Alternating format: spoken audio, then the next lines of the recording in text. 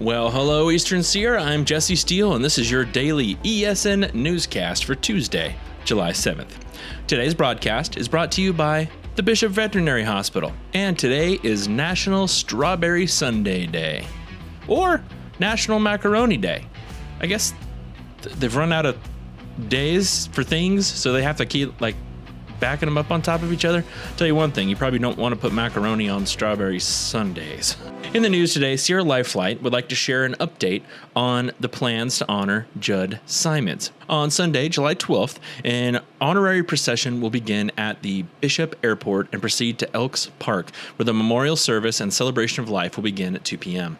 Community members are welcome to watch the procession along the route, with the exact route to be announced, or join directly at Elks Park for the service beginning at 2 p.m. If your agency or organization would like to participate in the procession, please contact Lisa Davis as soon as possible by Facebook Messenger or email at lisa.davis@gmr.net.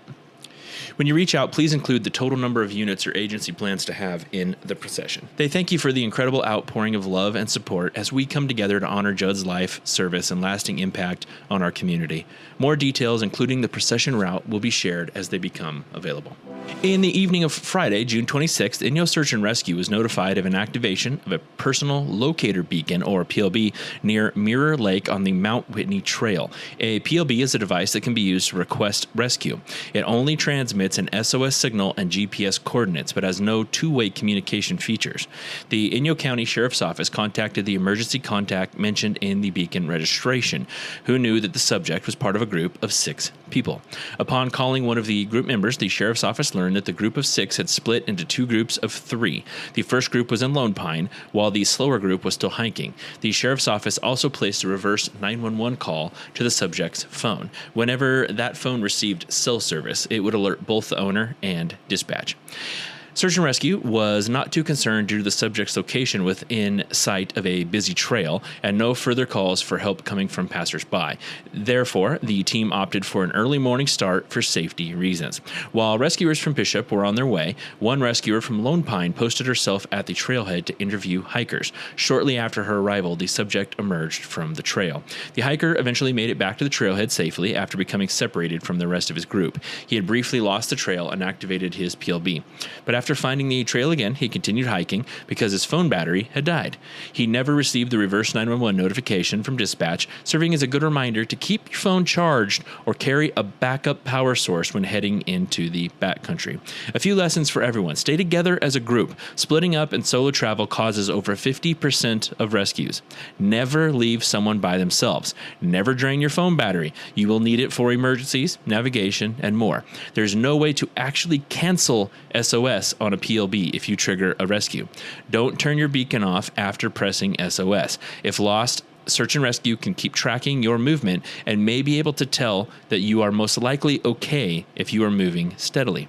High Sierra Energy Foundation is committed to creating pathways to rewarding careers for our region's youth through their scholarship program and involvement with the Regional Workforce Coalition. They are supporting opportunities that help students explore in-demand career fields. That is why they are helping promote the free Outdoor Career Mini Academy for high school students and recent graduates in Mono and Inyo counties. Held August 10th through 13th in Mammoth Lakes, this hands-on program introduces participants to outdoor career pathways and connects them with local professionals, field experiences, and real-world job skills. The program is designed for high school students and recent graduates who are interested in careers connecting to the outdoors, public lands, recreation, conservation, and the Eastern Sierra economy. Space is limited, and interested students are encouraged to learn more and apply through the program information shared by High Sierra Energy Foundation and the Regional Workforce Coalition. The Inyo National Forest has been seeking public input on the proposed use of helicopters and other motorized vehicles to gather and remove excess wild horses from areas outside the Montgomery Pass Wild Horse Territory this year. The Montgomery Pass Wild Horse Territory is managed for a wild horse population between 138 and 230 animals under the 2019 Inyo National Forest Land Management Plan.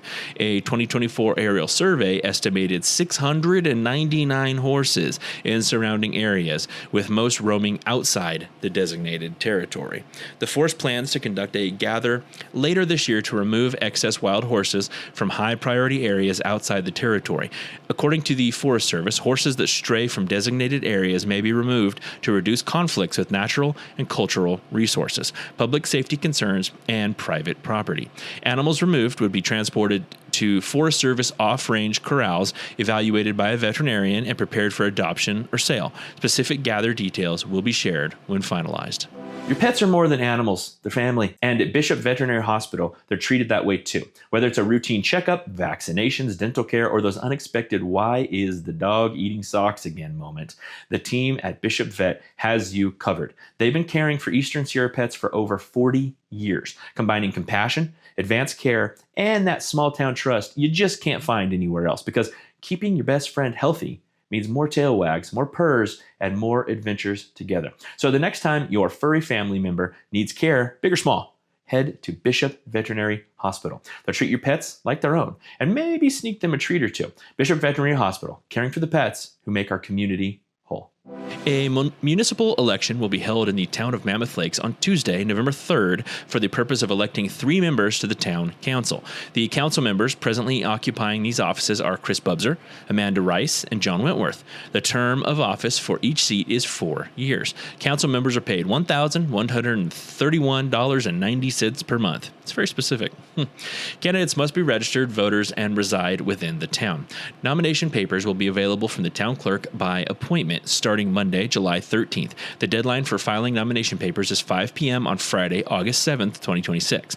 If nomination papers for an incumbent officer of the town are not filed by August 7th, voters will have until August 12th to nominate candidates other than the incumbents. Citizens interested in running for a seat on the town council are encouraged to contact town clerk Jamie Gray at 760-965-3602 or jgray at townofmammoth.lakes.ca.gov for further information. The town clerk's office is located in the Minaret Village Shopping Center at 437 Old Mammoth Road, Suite 230, and is open from 8 a.m. to noon and from 1 p.m. to 5 p.m. Monday through Friday.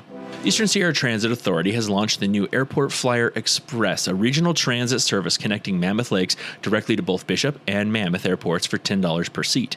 The Airport Flyer Express services runs now through early September on Thursdays, Saturdays, and Sundays, with both routes timed to align with flight schedules at their destination airports. The Bishop Airport route operates 1 round trip per day with stops at the Village, Mammoth Lakes Park and Ride, Crowley Lake, and Bishop Vaughn's. The Mammoth Yosemite Airport route operates 2 round trips per operating day with stops at the Village and Mammoth Lakes Park and Ride. This pilot program is designed to increase awareness and use of the service, reduce transportation barriers for visitors and residents, and enhance the overall travel experience from arrival to destination.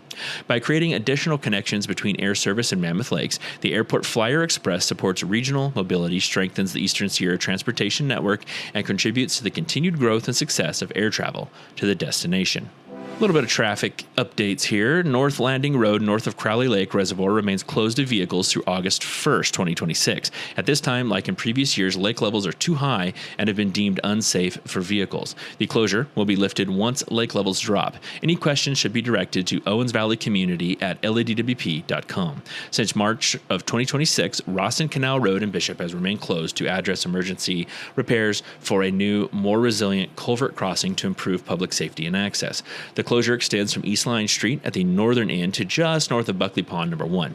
For everyone's safety, all vehicles and pedestrian access is prohibited during this period. Please follow posted signs and respect any gate closures in place. Crews are working as quickly and safely as possible to complete the needed repairs.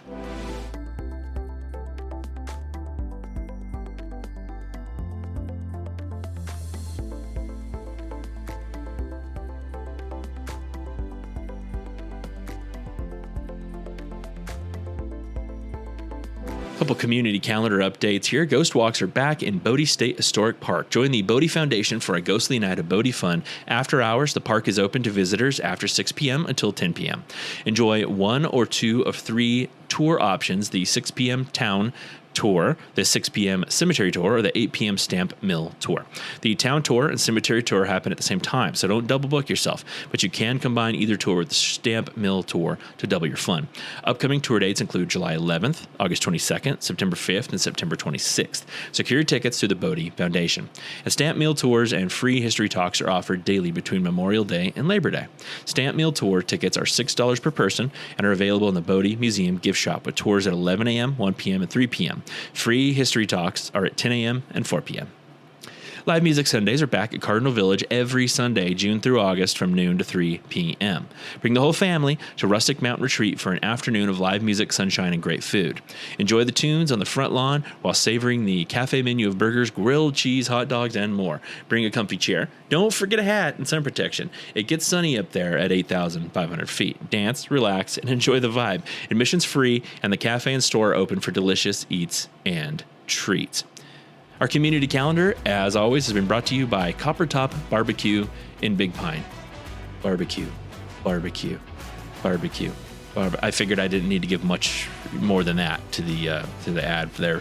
That kind of does it, doesn't it? CopperTopBarbecue.com. Well, that has been it for Eastern Sierra Now today on July 7th. Thank you so much for listening. I'm Jesse Steele. Please check out our YouTube and our social medias and easternsierranow.com. Thank you so much for listening today, and we'll be back with you tomorrow.